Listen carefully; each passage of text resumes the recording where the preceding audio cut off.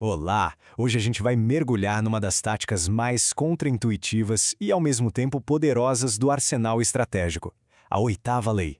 A ideia aqui é a seguinte: em vez de sair correndo atrás do que a gente quer, vamos aprender a arte de fazer com que o que se quer corra atrás de nós. Essa pergunta na tela vai direto ao ponto. É uma boa reflexão a se fazer, né? Na carreira, nas negociações. Será que passamos o tempo todo reagindo ou estamos, de fato, criando as condições para que os outros reajam a nós? A diferença entre essas duas posturas é basicamente a diferença entre ser um peão no tabuleiro e ser quem move as peças. E aqui está a ideia central. Pensem nisso como a gravidade. Os jogadores mais poderosos não são aqueles que se movem mais rápido, mas sim os que têm a maior massa, a maior atração. Eles não perseguem, eles puxam. Ao forçar o oponente a vir até o nosso território, as regras do jogo já são definidas antes mesmo da partida começar. Mas ok, como se constrói essa gravidade estratégica? Bom, não é mágica, é método. A resposta está em três pilares fundamentais que, quando juntos, formam a base desse jogo da atração. Vamos dar uma olhada em cada um deles. O primeiro pilar é o autocontrole. Imaginem um mar bem tempestuoso e um farol. O oponente é o mar, todo agitado pelas emoções. E nós? Nós somos o farol, calmos, estáveis, inabaláveis. Quando a gente força os outros a reagir com pressa, com emoção, eles acabam se afogando nas próprias ondas. E é justamente nesse caos que a gente encontra a vantagem. E aqui entra um detalhe crucial.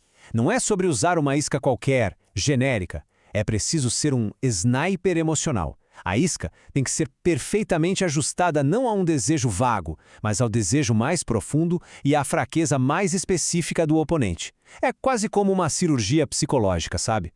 E essa citação ilustra o poder disso perfeitamente. O Daniel Drew não precisou dar ordens, não precisou convencer ninguém de nada. Ele simplesmente balançou a isca do dinheiro fácil e a ganância incontrolável das pessoas fez todo o trabalho por ele. Elas não só andaram, elas correram na direção dele, direto para a armadilha.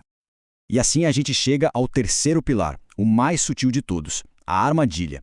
Aqui, a estratégia vira uma verdadeira arte da ilusão. A armadilha mais eficaz não é aquela que prende, mas sim aquela que a vítima acredita ter construído para si mesma, por vontade própria. Esse exemplo do livro é simplesmente brilhante na sua simplicidade. O aviso, que deveria ser um escudo, acaba se tornando a chave que abre o cofre. E por quê?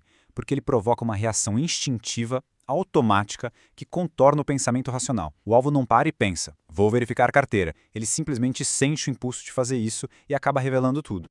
Tá, tudo isso é fascinante na teoria. Mas a pergunta que não quer calar é: como é que essa estratégia, que parece ter saído de um manual de espionagem, se aplica no nosso dia a dia? Como a gente pode usar esses pilares numa reunião, numa venda ou até mesmo na construção de uma carreira? Essa tabela aqui mostra bem o antes e depois de aplicar a Lei 8. A coluna da esquerda é o esforço puro, é o empurrar. Já da direita é a atração, é o puxar. Então, em vez de gastar uma energia enorme perseguindo, a energia é investida para construir valor. E esse valor se torna um imã, sabe? E aí as oportunidades e as pessoas certas são naturalmente atraídas. Mas atenção, hein? Como toda lâmina afiada, esta lei é uma ferramenta poderosa que exige muita sabedoria. Se for usada no momento errado ou da forma errada, ela pode acabar se virando contra quem a utiliza. Por isso, é fundamental entender não só como usar, mas principalmente quando não usar. Então, aqui está a condição fundamental de tudo. O tempo precisa ser um aliado. Essa não é uma tática para vitórias rápidas, de jeito nenhum. É um jogo de xadrez, não de damas. O objetivo é esgotar a energia e a paciência do oponente, forçando a cometer erros, enquanto se espera, com calma, o momento perfeito para o checkmate. E aqui vemos o outro lado da moeda. Às vezes, a paciência não é uma virtude, é um erro fatal. Se o oponente já está com as defesas baixas, esperar só dá a ele tempo para se recuperar. Nesses casos, a melhor estratégia é um ataque rápido e decisivo, para finalizar o jogo de uma vez. Agora, um teste rápido para ver se o conceito ficou claro. Analisem bem as opções. Qual desses cenários é o terreno perfeito para a Lei 8 florescer? Pensem nos pilares que a gente discutiu. Se a resposta foi a B, acertou em cheio. E por quê? Porque um oponente impaciente e autoconfiante é o alvo perfeito. A impaciência dele vai fazê-lo correr para a isca, e a autoconfiança vai cegá-la para a armadilha. Bom, depois de explorar a mecânica, a aplicação e os riscos, o que a gente realmente leva desta lei? Qual é a grande lição que dá para aplicar já a partir de amanhã? Para resumir, tudo se resume a 3 ideias-chave. Primeiro, o controle. Ser mestre das próprias reações para poder orquestrar as reações dos outros. Segundo, a isca. Entender profundamente a psicologia do oponente para criar uma atração que seja irresistível. E terceiro, a sabedoria. O verdadeiro poder não é usar a mesma tática sempre, mas sim saber discernir o momento exato de atrair e o momento de atacar. Como um primeiro passo, fica aqui um desafio para esta semana.